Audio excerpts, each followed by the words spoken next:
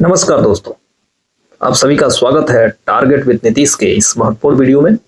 दोस्तों, आज के वीडियो में हम इंटरनेशनल रिलेशन का एक बहुत ही महत्वपूर्ण क्वेश्चन देखेंगे, कंसेप्ट देखेंगे। एक्सिस ऑफ रेसिस्टेंस क्या है, यानी कि प्रतिरोध की धुरी क्या है।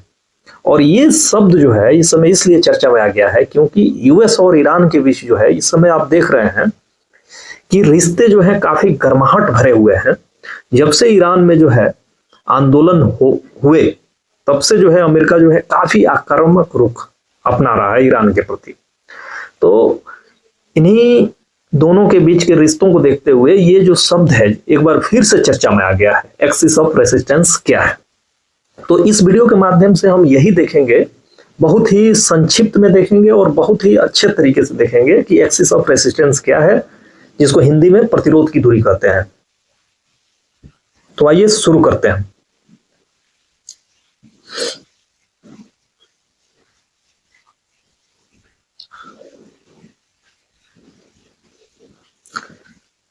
हमको इस वीडियो के माध्यम से देखना है कि प्रतिरोध की धुरी क्या है। प्रतिरोध की धुरी यानी कि एक्सिस ऑफ रेसिस्टेंस।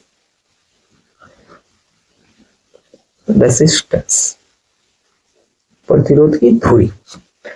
तो प्रतिरोध की धुरी जो है, वास्तव में ये जो शब्द आया, ओरिजिन कहाँ हुआ ये मैं देख लेता हूं सबसे पहले। तो ओरिजिन जो है सबसे पहले इसका तब हुआ जब 1 सितंबर 2001,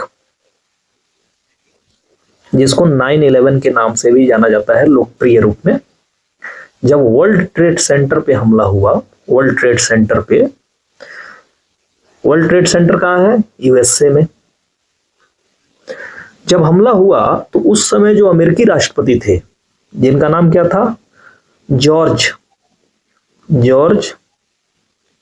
डब्ल्यू बुश जूनियर। इनको जूनियर क्यों कहा जा रहा है? क्योंकि इनके पिताजी भी जो है अमेरिका के राष्ट्रपति पहले रह चुके थे और उनके ये पुत्र थे, इसलिए इनको जूनियर कहा जा रहा है। और जो इनके पिताजी थे उनको जॉर्ज बुश सीनियर कहा गया। तो ये जो है अमेरिका के उस समय तत्कालीन राष्ट्रपति थे। तो ये 2002 में एक स्पीच दे रहे थे, उसमें इन्होंने एक्सिस ऑफ इविल शब्द का यूज किया था। कौन सा शब्द यूज किया था? एक्सिस ऑफ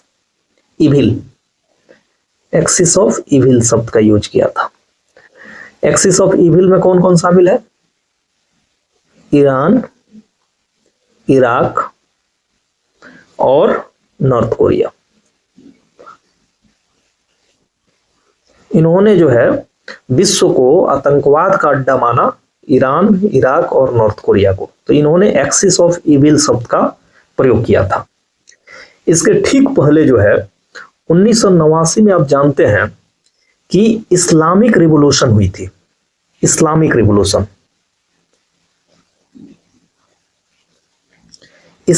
रिवॉल्यूशन जब हुई थी, इस्लामिक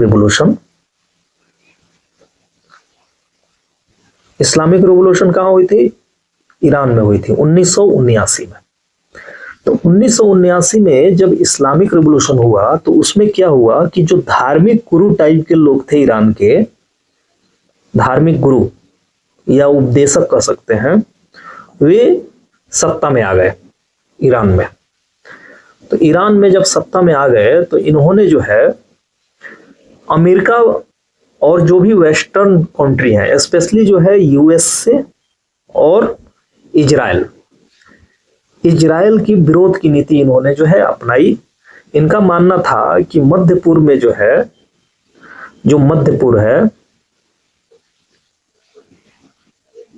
मध्य पूर्व यानी कि मिडिल ईस्ट, मध्य पूर्व यानी कि मिडिल ईस्ट के जो देश हैं, यूएसए और इजराइल के जो है कठपुतली बने हुए हैं मैक्सिमम देश। और इनका जो है, अगर इनको हटा दिया जाए उस मध्य पूर्व इलाके से, यूएसए और इजराइल को, इनके प्रभाव को खत्म करना एक्सिस ऑफ रेसिस्टेंस का मुख्य उद्देश्य था।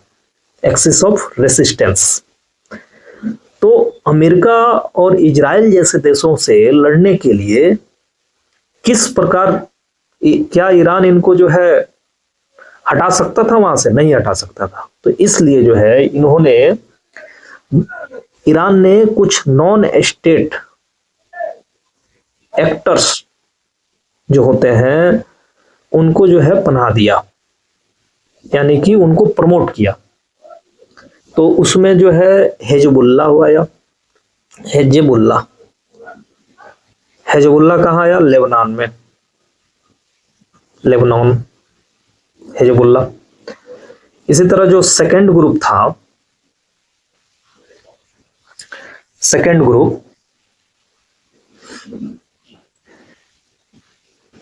ग्रुप आप कह सकते हैं कि हमास आया। हमास कहाँ आया? गज्जा में,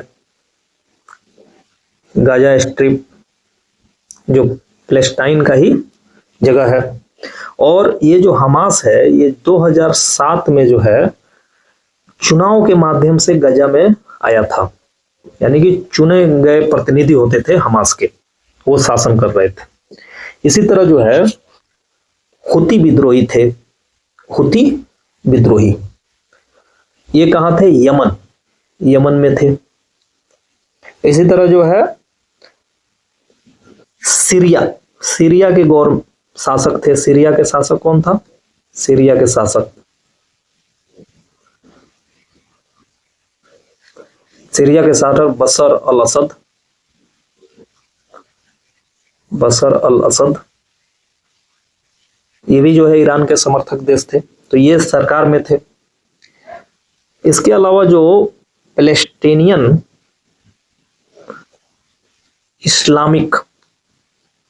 इस्लामिक जिहाद, जिसको PIJ कहते हैं, ये जितने भी आपको ऑर्गेनाइजेशन मैंने दिखाया, ये सभी जो हैं ये US और इजराइल के विरोध में बने थे, और एक तरह से ये मिलिटेंट ग्रुप थे। केवल इसमें सीरिया के एक शासक को कह दीजिए तो ये फुली गवर्नमेंट में थे।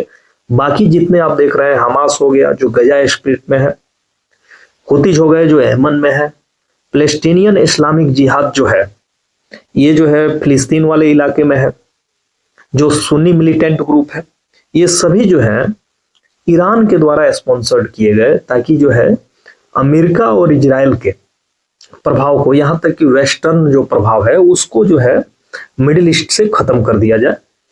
और इनका मानना है कि जितने भी मिडिल ईस्ट के देश हैं, मैक्सिमम जहां अमेरिकी बेसेस हैं, वो सभी जो हैं अमेरिका के कठपुतली सरकार है, वो उन्हीं के दम पे पल पोस रहे हैं। और ईरान चाहता था कि ये स्वतंत्र रूप से एक जो है देश के रूप में आगे बढ़े, किसी भी इंटरफेयर का कोई जगह ना हो। आपने देखा कि ईरान के जस्ट बगल में इराक है, जहां पे ये सदाम हुसैन को जो है अमेरिका ने जो है, जो मैंने आपको कंसेप्ट बताया था axis of evil, axis of evil, इसी को ध्यान में रखते हुए उन्होंने जो है हमला किया था वहां पे, और सदाम हुसैन को ले गए थे वो, और फांसी की सजा दिलाया था। तो ये जो है एक तरह से आप कह सकते हैं कि अमेरिकी और इजरायली प्रभाव को मिडिल ईस्ट से समाप्त करने के लिए जो है ईरान जो है एक्सिस ऑफ रेसिस्टेंस का जो है अनौपचारिक गठन किया था, जिसमें ग्रुप ऑफ मिलिटेंट ऑर्गेनाइजेशन है, ये एक तरह से आप कह सकते हैं। तो इस समय तो सीरिया के जो शासक हैं बशर अल असद, उनकी तख्ता पलट हो चुकी है। अब जो शासक आए हैं वहां का, वो अमेरिकी समर्थक हैं और इजरायली समर्थक हैं। तो एक्सिस ऑफ रेजिस्टेंस से जो है सीरिया के शासक अब निकल चुके हैं।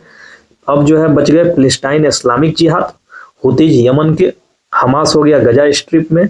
इसी तरह जो है लेबनान वाला जो है, लेबनान में कौन है?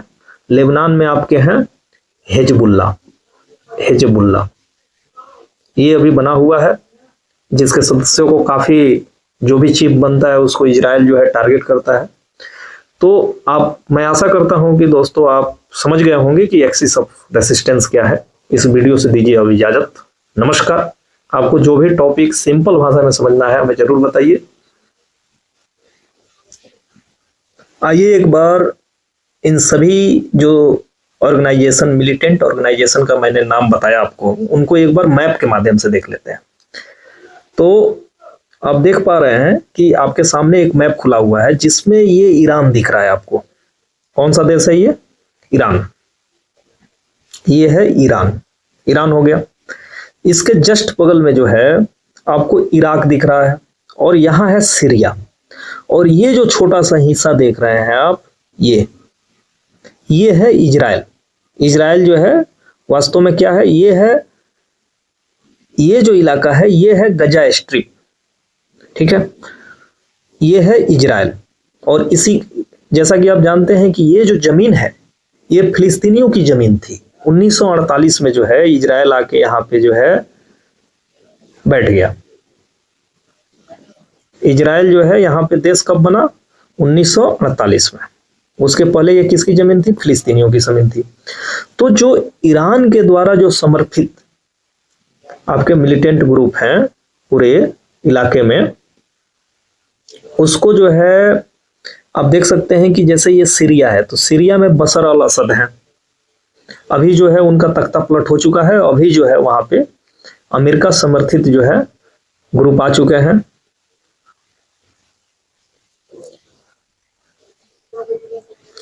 फिर से आप यहां देख लीजिए, गजा स्ट्रिप है जहां हमास है।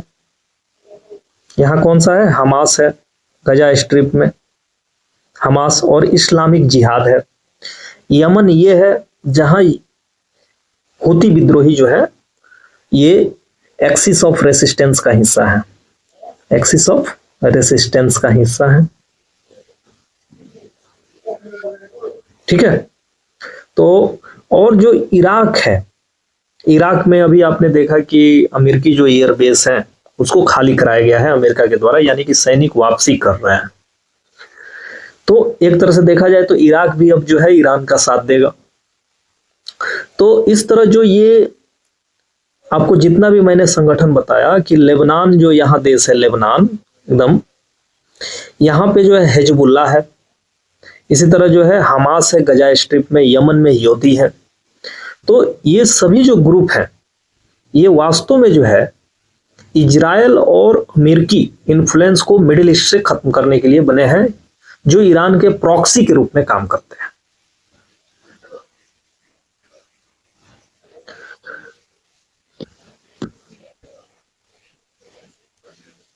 इसके अलावा अगर आप देखेंगे तो यहां पे जो त्रिकोण आपको बनाया गया है ईरान, ये सभी जो है ईरान से शासित होते हैं। इनको जो है उपकरण दिए जाते हैं। हिजबुल्ला, लेबनान का जो हिजबुल्ला है, इसको जो है ईरान जो है हथियार मुहैया करता है, फंड मुहैया कराता है। और ये जो है फिलिस्तीनियन टेरिटरी है जो इजराइल ने ऑक्युपाइड कर लिया 1948 में। तो इस तरह से देखा जाए तो यहाँ पे हमास है। तो ये जो है आप मैप के माध्यम से देख पा रहे हैं पूरा अच्छा से कि इसका लोकेशन कहाँ है। हूती विद्रोहियों का जो लोकेशन है वो नीचे है इस मैप में। तो दोस्तों इसको मैंने मैप के माध्यम से भी आपको समझा दिया। आप समझ गए होंगे कि मिडिल ईस्ट में जो है, और मिडिल ईस्ट के जो ये देश हैं, सऊदी अरब हो गया, यूएई हो गया, बहरीन हो गया, ये सब जो है मिडिल ईस्ट में आएंगे, ठीक है। ईरान, इराक, सीरिया, ये सब लेबनान मिडिल ईस्ट के देश हैं। तो दोस्तों ये रहा आज का महत्वपूर्ण भाग। आशा करता हूं कि आपको बहुत अच्छा से कंसेप्ट क्लियर हुआ होगा।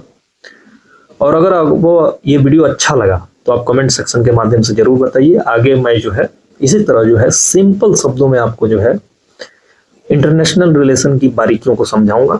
इस एपिसोड से दीजिए अपने दोस्त नीतीश को इजाजत। नमस्कार।